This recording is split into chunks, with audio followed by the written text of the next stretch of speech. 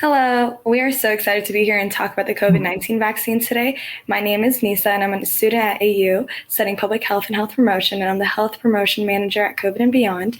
I am joined with Celeste, a fellow AU student and the social media manager at COVID and Beyond, and Dr. Anisha Abraham, a board certified pediatrician and adolescent health specialist, as well as a team lead at COVID and Beyond. So let's go ahead and get started with our first question. Why do you think your peers are hesitant to get the COVID-19 vaccine?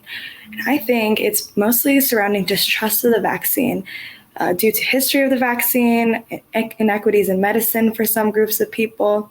It might be the timeline of the vaccine, because from the outside it looks like it was developed fairly quickly, even though we know it had been developed and in the works for a while. And also fear of side effects, because this may involve missing some school or work, and if they're feeling sick, they don't want that. And they also might have fear due to misinformation on the internet. And moving into personal experiences, we've all been vaccinated. And so, Celeste, do you want to share about your experience with the COVID-19 vaccine? Yeah, so I got vaccinated this past spring, and it was super easy. The vaccine was very close by to me, so I was able to catch an Uber and go to Howard University. And the student nurse who administered the vaccine to me was really helpful and understanding. She explained the entire process to me, made sure that I wasn't worried about anything, and eased any concerns about needles that I had. And it was just a very good experience, a lot better than I thought it would be. And I didn't have any side effects, and I didn't have anything to worry about once I had left the hospital. And I just got my booster, and I will say that probably the biggest side effect I had was some pain in my arm the next day. And I know a lot of teenagers are worried about side effects, and I would say that the side effects are no different than other routine immunizations that you receive. So probably a little bit of pain in your arm or a low-grade fever, headache, and usually within 24 to 48 hours, all of those side effects resolve. I also had a great experience with the vaccine. It was super painless. I was also in and out of the hospital very quickly, and the nurses were extremely helpful in answering my questions. And I think hearing from physicians is a great idea and a great thing, because they can help with the vaccine hesitance among teens. So Dr. Abraham, what can physicians do to help with that? That's a great question. And I would say that health providers can really help teenagers just to know that the vaccine is the ticket to getting back to a normal life. And so many young people have missed the things that are really important, being able to go to sporting events or to travel or to have events like prom or other gatherings that they really want to have. And that when folks are vaccinated, that really increases the likelihood of people being protected and not getting very sick. The other benefit of getting vaccinated is that it protects the people around you. And so if you have, for example, someone that's elderly at home or in your community, you're certainly also protecting them.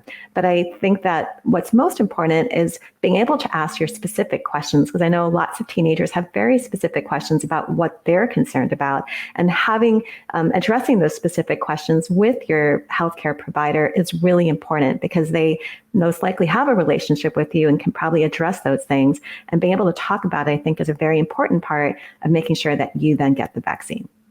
I think there's a lot of vaccine hesitancy, and groups like COVID and Beyond have done a wonderful job at talking about the vaccine hesitancies and what we can do as youth and health professionals to combat that. So Celeste, as the social media manager of COVID and Beyond, what have you been doing to combat vaccine hesitancy with your group? So to combat vaccine hesitancy in COVID and Beyond, our team is made up of youth. So we have a lot of high school students and we have a lot of college students who are sharing their experiences with the vaccine and kind of starting the conversation with the other youth in the DC area to make people more comfortable and make them feel heard. For me, as a social media manager, I am making sure that our graphics are done well.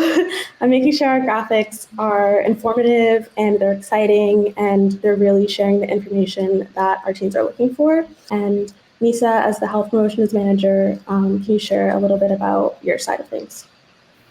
Yeah, so working with the healthcare professionals on the team as well as the youth, we spend time seeing what issues are affecting youth today with the COVID-19 pandemic.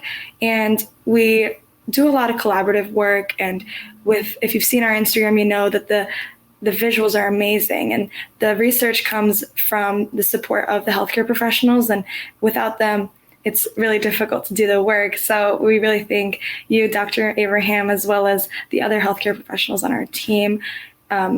Most recently, we had a COVID-19 vaccine campaign, and we did an Instagram Live with that. And that platform was extremely helpful for youth and their parents to talk about the vaccine and get Q&A format answers immediately. And it was a really great experience. And I think there's a lot of information that's out there, and I think it's really important to know that this particular group really provides good, solid scientific information, and it's also done by young people for young people. Sometimes it's easier if you're a teenager to hear information from someone that's closer to your age than perhaps your healthcare provider. So I'm just going to say this is a wonderful platform, a wonderful way to get information and to perhaps ask questions if you have. So perhaps you can tell us a little bit more about how you can connect if you are a teenager or even a parent. If you have any questions or want to get to know COVID and Beyond's work, connect with us on Instagram. Our handle is @COVID_and_beyond, and feel free to engage with us. We're here for you.